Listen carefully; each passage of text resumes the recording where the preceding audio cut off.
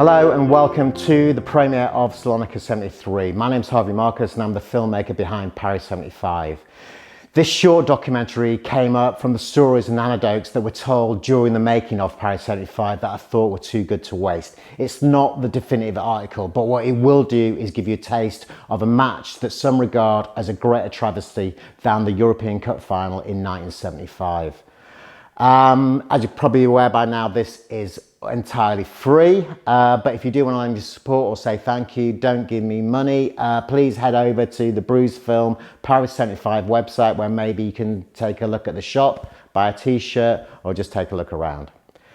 In the meantime, thank you for your support, and as I say at all the screenings, enjoy, endure. This is Salonika 73.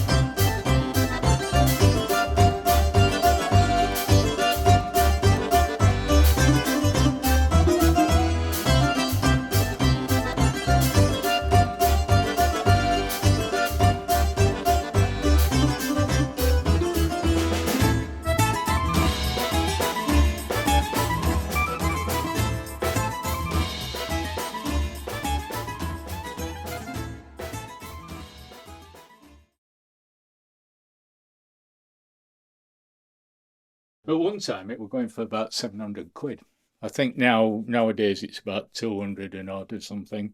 But the ticket, I know if one of the dealers is after the ticket, I don't think he knows I've got it.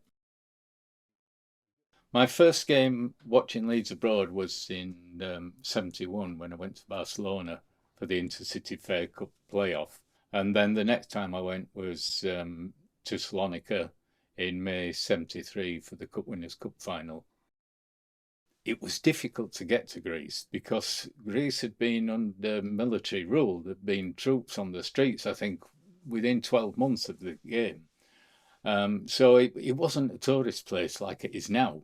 Compared to the people that travel these days, I guess there probably weren't that many of us in Salonika. There were a fair few. in the end, I went on a 6-day visit to Greece. So obviously we got there a day or two before the game.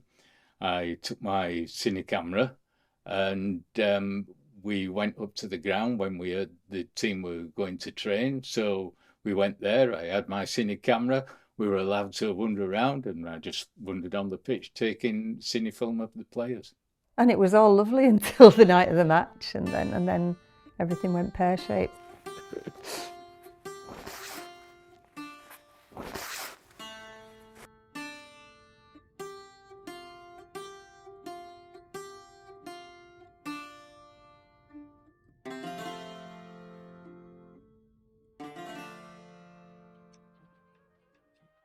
Tonight on BBC One at 10:40, the final of the European Cup Winners' Cup competition. Leeds United against AC Milan, played in Thessaloniki in northeast Greece.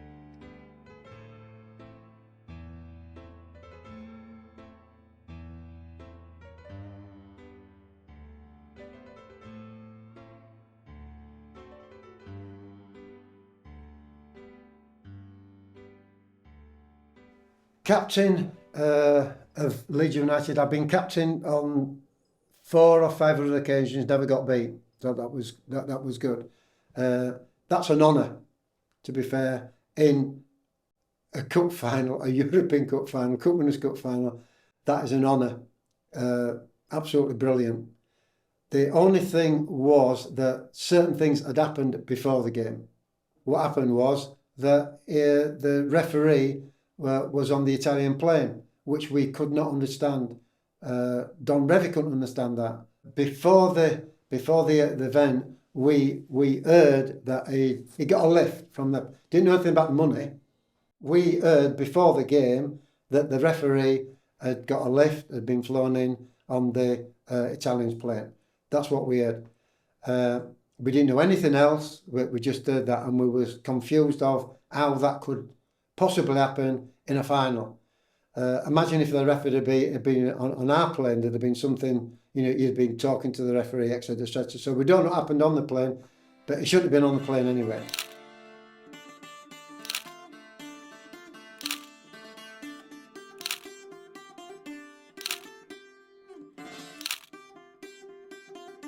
If I remember rightly, the crowd was about 45,000.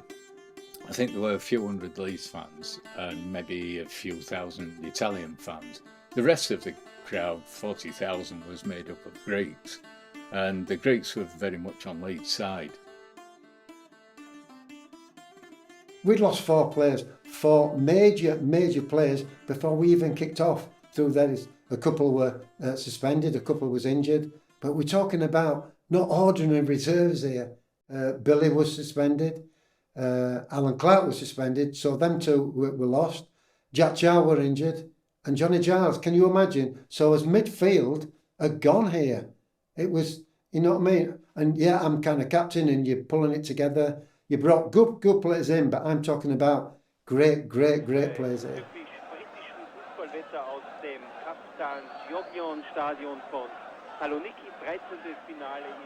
Right from the start, there was something not right. Dass bei den Italienern der deutsche Libero Karl-Heinz Schnellinger wegen einer Muskelverletzung fehlt. Christos Michis, the referee, he was Greek, and there was just something you could tell straight from the off that it wasn't right. David Harvey covering the near post, or checking the near post. Burnway Wall at the moment. 8 is Benetti, 11 Chiarugi. Chiarugi shot!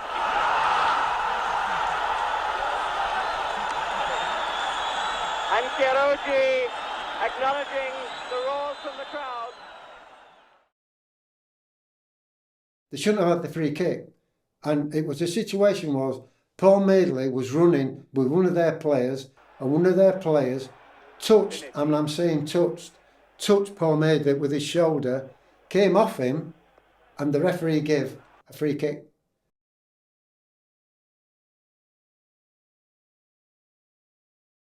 Why I'm saying to the referee, why, away? And that's all I get, away, away, away, away. And they score from that. That was about the 3rd minute, 4th minute, something like that. Ein sehr rascher Führungstreffer der Italiener in der 5. Minute. Die Wiederholung. It was the way that the match going. All right, when you play a football game, something happens with them. Oh, got VAR now. You didn't have anything then, but you know something is happening, and there were too many things happening. As I was going up saying, trying to say to the referee, that's another one, that's another one, and it was kind of things like people are getting brought down and handballs and stuff like that.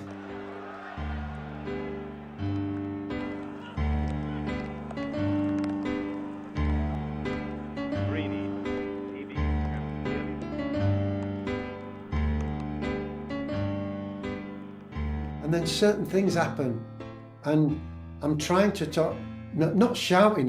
Listen, I wasn't a guy that used to swear or whatever, but why? Why is this? What decision? Why this and nothing else? Mick Jones zu foul. I'd already started feeling maybe within 15 minutes that he was going to prevent us from winning it.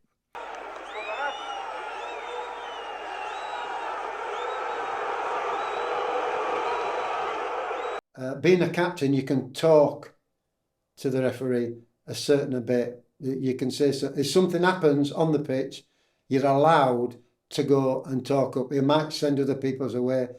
And I don't know if people's seen this, but I'm trying to talk to him, and he's actually pushing me away with he's pushing me away. Didn't really want to hear anything. I'm asking why, or what's this, or what's that. Just pushing me away. I'm thinking, strange.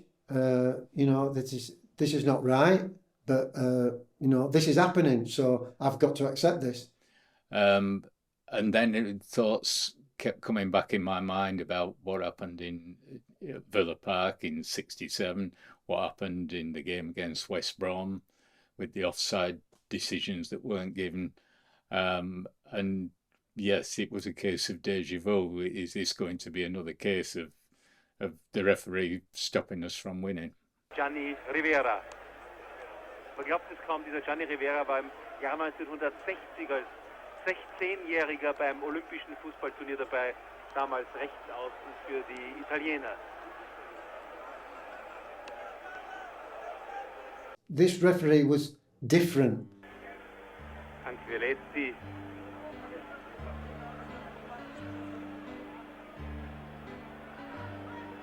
It came across different. Englische Mannschaft, Peter Lorimer. Mailänder. They scored early on, did AC Milan, but it was throughout the game. Ohne Ball geht für die It was littered with fouls on Leeds.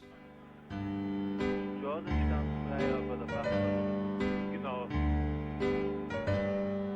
Zum ersten Mal einer der wenigen in der Mannschaft. Mariano.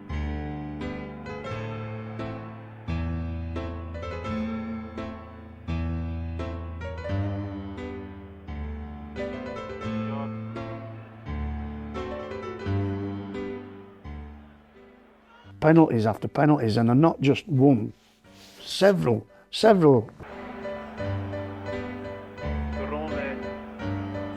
Reaney.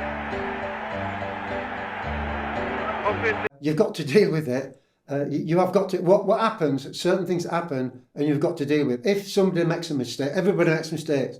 But if you keep on making certain mistakes, you've got to deal with it. What can you do? Und das ist eine Riesenchance für, das ist schon die 6. oder 7. steht vorne, alle Italiener im eigenen Strafraum. Nummer 5 köpfelt und die Halbzeit. Nummer 5 darf Peter Lorimer.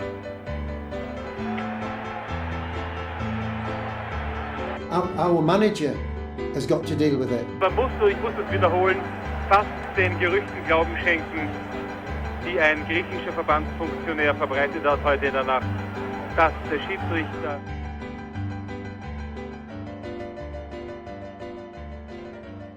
Don Revit was manager then. The crowd, I don't know if anybody heard the crowd, and they're booing and hissing or whatever. So everybody's seeing it, but how do you deal with that? Seit McQueen im Spiel ist der frühere Libero Juarez in der...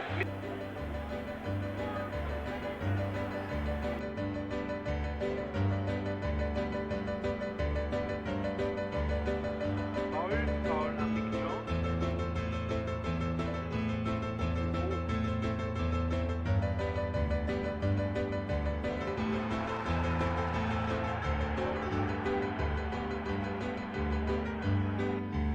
Aber das ist ja bei jedem Mannschaft nichts Neues. Aber das ist ja bei jedem Mannschaft nichts Neues.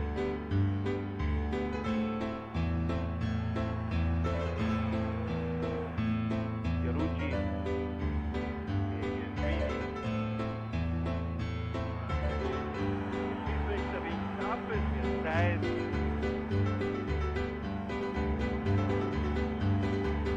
Es geht etwas gemischt zu. Norman Hunter was sent off in the last minute because he finally cracked under the strain.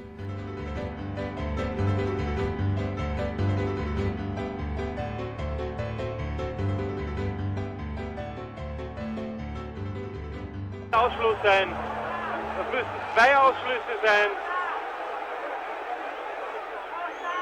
Hunter hat völlig die Nerven verloren, obwohl der Schiedsrichter schon abgepfiffen hatte.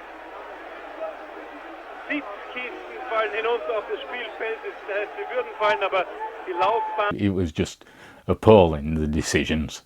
You know, and I remember when Hunter turned round and punched their players and got sent off, the bad side of me was, good old Norman, well done Norman, finish the rest of them off, and the referee as well. Let's just all go home, because we weren't going to win that game. It was clear from the outset. 10 against 10, and just seconds added on for the stoppages. Here's Bates. Jones, he wanted it to come down, had to wait. Lorimer, there isn't time. Corner. And again, Lorimer wants the penalty.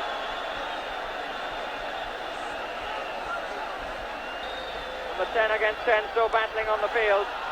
Vecchi once more with the punch. Back by Reaney. Jerry. Goal kick or corner or what? The referee having to go and sort out another melee.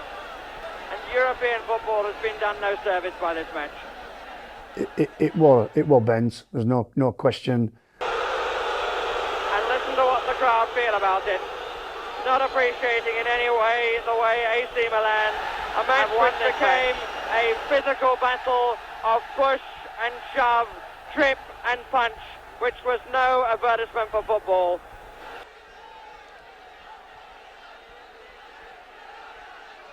At the end of the game, it was the only final I think I've ever seen where the winners got booed around the ground and the losers were cheered. Den 1-0 Vorsprung herausgeschossen. Der neue Präsident der UEFA, der Italiener The cup to be presented by an Italian to Italians, and it's not being well received. And Dr. Artemio Franchi presents him with the European Cup Winners' Cup. The Greeks were going crazy about Leeds. They were chanting Super Leeds. They loved Leeds. As the whistles greet the referee, and Leeds United doing a lap of honour and getting tremendous applause from this crowd. When we came out of the ground, the Greeks were surrounding us. They wanted our scarves, T-shirts, if they mentioned Leeds United, our hats, rosettes. They wanted anything connected with Leeds United. Once we got on the coaches and we drove down the road, the Greeks were lining the road 4 or 5 deep, and they were clapping us, and we were only the supporters. It sounds hard to believe this, but it's true.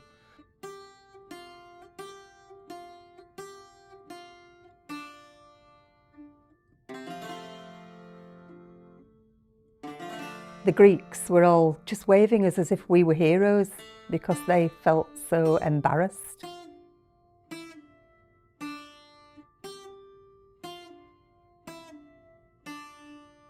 I do remember one getting off the coach with a pile of programmes, and one of the Greeks came up to me, took my programme, opened it up, found the picture of Christos Mikas, the referee, tore it out and tore it into pieces, which I should have been annoyed about because programmes cost money and I was giving them back. I was just delighted that they felt like that too.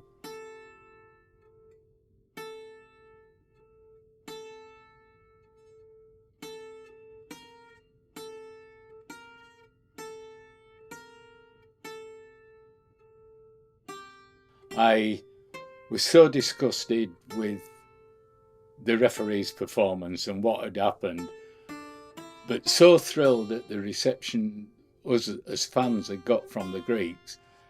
I walked into the room, I took my scarf off, I threw it across the room, and I said to my friend, I said, "That's it, I'll never go to another football game again."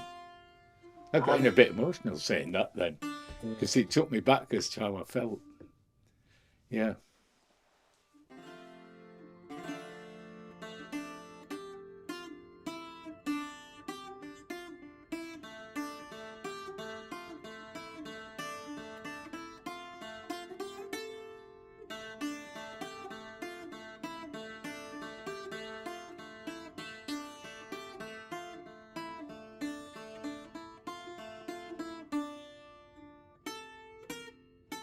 And even our FA, when they got to know, said you should have had another game.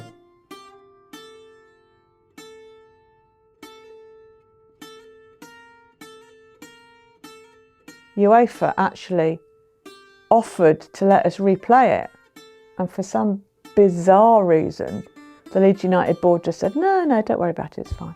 How did you know that they'd asked you to play? Somebody at the club told me.